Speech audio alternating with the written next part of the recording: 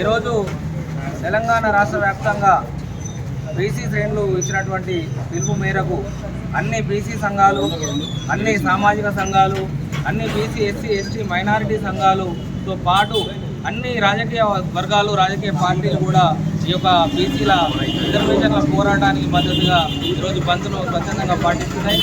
అదే నియమంలో భాగంగా ఈరోజు కూకట్పల్లి నియోజకవర్గం బోయినపల్లి డివిజన్లో ముద్దం నరసింహన్న గారి ఆధ్వర్యంలో ఈ యొక్క బోయినపల్లి డివిజన్ పూర్తిగా బంద్ చేయడం జరుగుతుంది. వారి పార్టీ పూర్తిగా కూడా బీసీ సంఘాలతో మమేకమై ఈ యొక్క బంద్ని పాటిస్తున్నారు.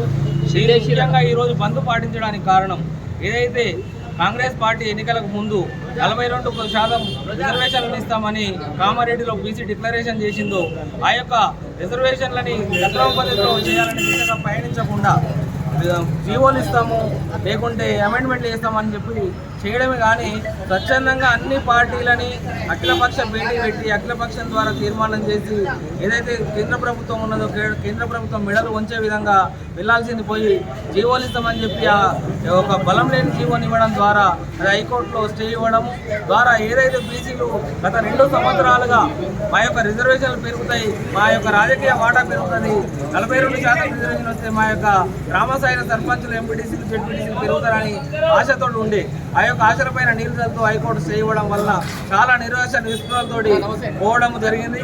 దాన్ని ఎదుర్కోవడానికి ఎట్టి పరిస్థితుల్లో 42% రిజర్వేషన్ సాధించడానికి బీసీ సంఘాలని ఏకతాటిపైకి వచ్చి ఈ యొక్క బంద్ను పాటిస్తున్నాయి. కాబట్టి ఎట్టి పరిస్థితులలో ప్రభుత్వం ఏ విధంగా అయితే చేయాలనో ఆ విధంగా చేయాలి. అఖిలపక్ష భేటీని పెట్టాలి, అఖిలపక్షంతో తీర్మానం చేపించాలి.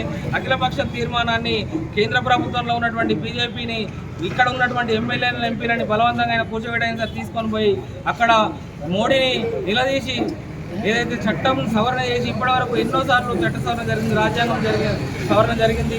దాంట్లో సవరణ చేసైనా సరే 9th షెడ్యూల్లో ఈ యొక్క బీసీ రిజర్వేషన్ల పెంపుదలని పెట్టి మాకు న్యాయం చేయాలని చెప్పి ఈ యొక్క బంద్ను పాటిస్తున్నాము. జై బీసీ, జై బీసీ, జై బీసీ.